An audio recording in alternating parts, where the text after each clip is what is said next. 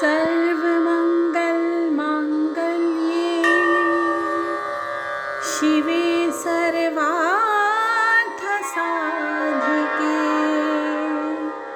शरण्ये त्र्यम्बके गौरी नारायणी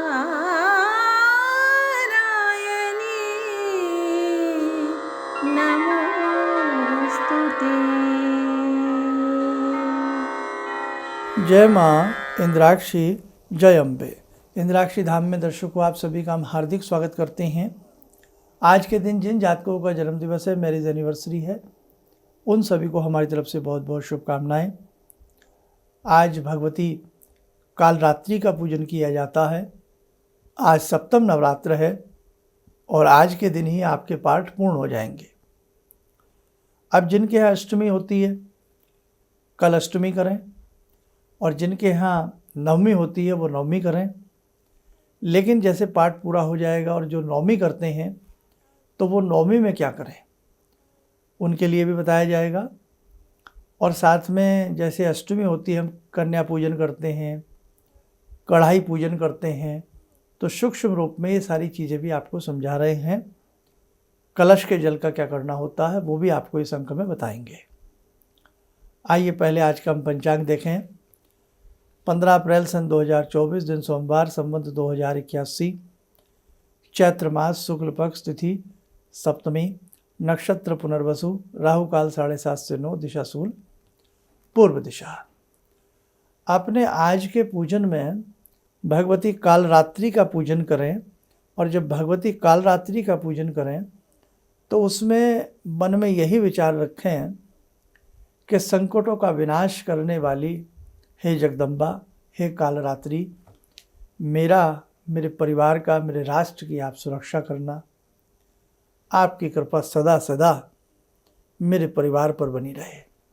बहुत अच्छे से मन से पंचोपचार षोडशोपचार पूजन करके आज का पाठ कर लेना। आज भोग तिथि का, वार का और पाठ का क्या रहेगा, कल का भोग पाठ विधि क्या रहेगी, आइए एक नज़र ये भी देखें, जानें। आज सप्तम नवरात्र है, स्वरूप माँ कालरात्रि है। आज का सप्तमी तिथि के हिसाब से भगवती को गुड़ का भोग लगाया जाता है। सोमवार का दिन है, उसके हिसाब से भगवती को दूध अर्पण किया जाता है। पाठ 12वां और 13वां रहेगा, आज पूरे पाठ हो जाएंगे। आप लगे हाथ कल का देखें। अष्टमी का स्वरूप जो होता है वो माँ महागौरी होते हैं। महागौरी की कल के दिन साधना की जाती है। तिथि अष्टमी के हिसाब से नारियल का भोग लगता है और वार के हिसाब से पका केले का भोग लगता है, मंगलवार के हिसाब से। और पाठ में हम अब आपको बता दें, पाठ तो इसमें पूरे हो गए हैं आपके।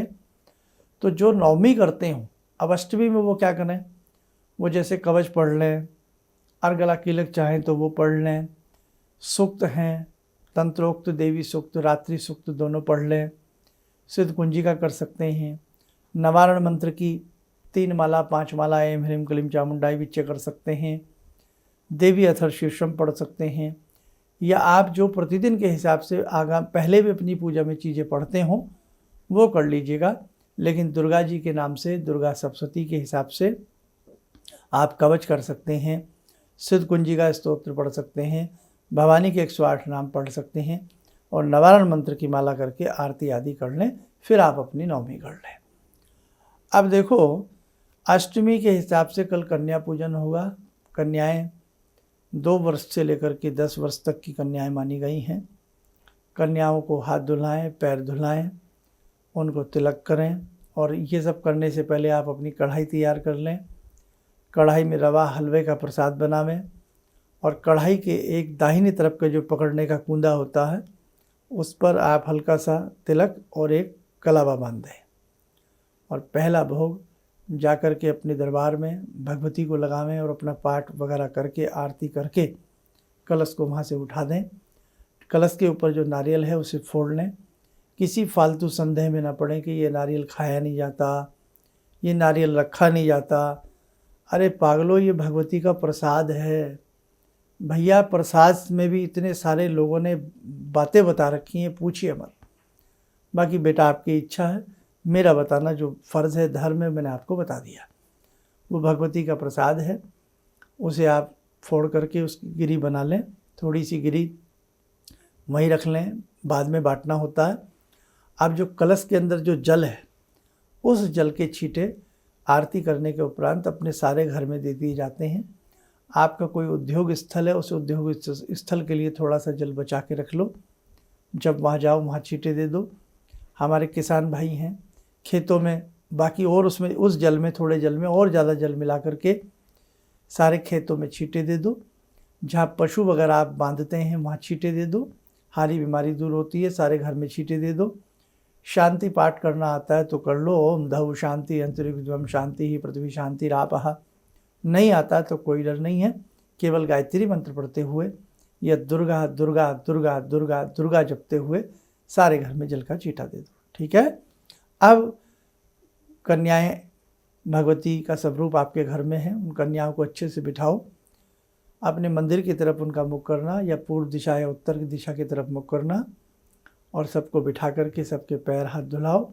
सुंदर सा उनके मस्तक पे दिठोना तिलक लगाओ, लगा करके सबको प्रणाम करो, और जो भी आपने बनाया है वो उन्हें खाने पीने के लिए जो भी है वो दीजिए। लेकिन ध्यान रखें, प्रचलन चल पड़ा है कि चॉकलेट दे दें, चिप्स दे दें।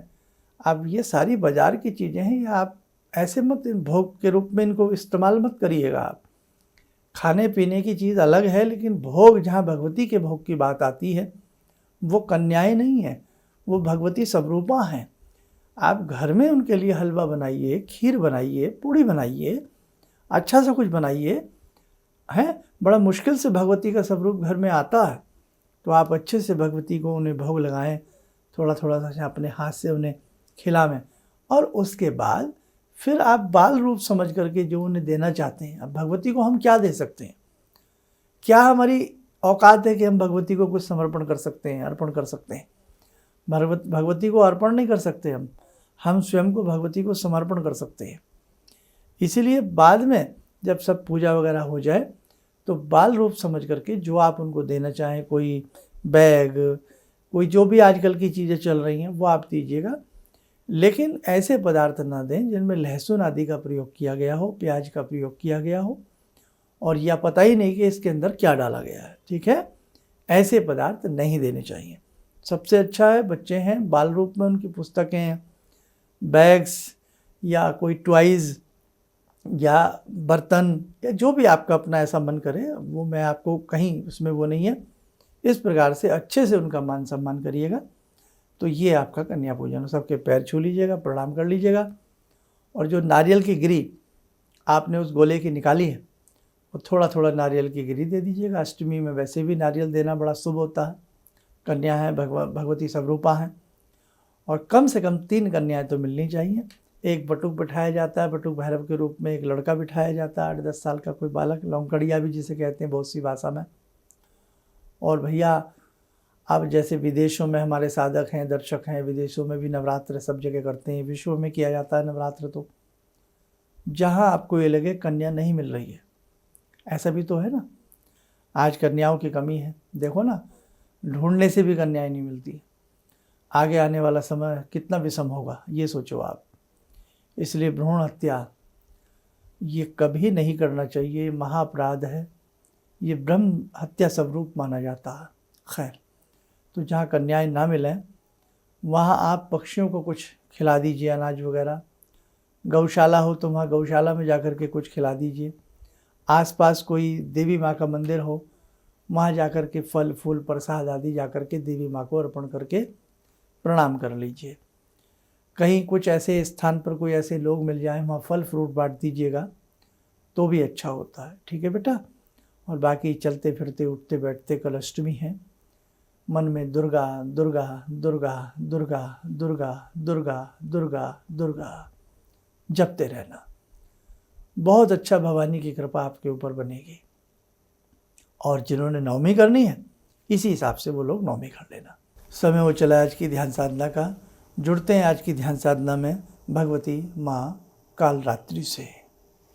ॐ सिन्दूरारुणविग्रहां त्रिनयनां माणिक्यमूले स्फुरात् स्तारानायकशेखरं स्मितमुखी भापेन वक्षोरुवां पाणिभ्यामलपूर्णरत्नचषकां रत्नोत्परां बिभ्रति सौम्यां रत्नघटस्थरक्तचरणां ध्यायेत्परां अम्बिकां खड्गं चक्रगदेषु चापपरिगान् चूलम्बुसुण्डिं शिरा शङ्खं संदधतीं करे स्त्रीनयनां सर्वाङ्गभूषावृतां नीलासमद्युतिमास्य पाददशकां सेवे महाकालिकां यामास्तो स्वपितैहरो कमलजो हन्तुं मधुं कैटवं विद्युद्दामसमप्रभां मृगपते स्कन्दस्थितां भीषणां कन्या विहकरवालखेटविलसा धस्ताविरासेवितां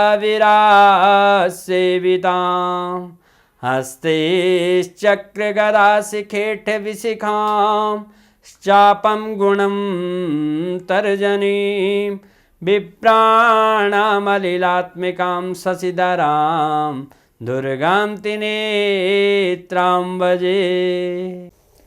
कवच बना लें, ध्यान करें, भगवती कालरात्रि का शुभ आशीष हम सबके ऊपर बरस रहा है।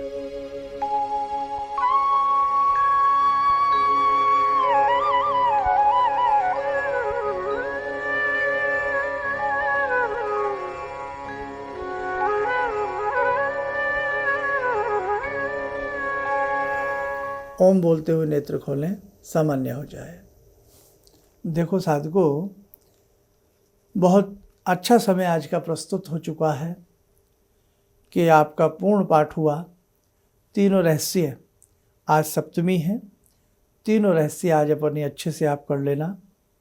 जो हमने 3 रहस्य बताए थे ना, जैसे आपके 13 पाठ तो आज पूरे हो जाएंगे। आज 12वां 13वां पाठ जिन्होंने कर लिया होगा सुबह या करेंगे या शाम को करेंगे, तो तीनों रहस्य भी पढ़ लेना।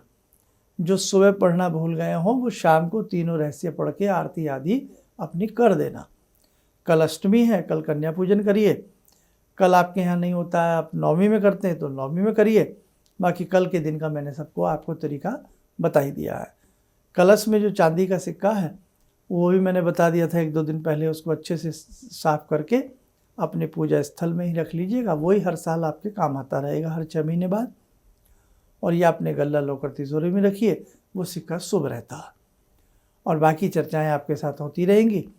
कल अष्टमी है, कल से ही जो साधक दीक्षा लेना चाहते हैं वो अपना नाम नंबर लिखवाना शुरू कर देंगे। चलिए, आप सब स्वस्थ रहें, सुखी रहें। इन्हीं शब्दों के साथ हम अपनी वाणी को विराम देते हैं। जय जय अम्बे। मेरी बार बार आँखों की नाड़ी फट जाती थी, तो डॉक्टर ने मेरे को बोला कि ये कैसे हो गया।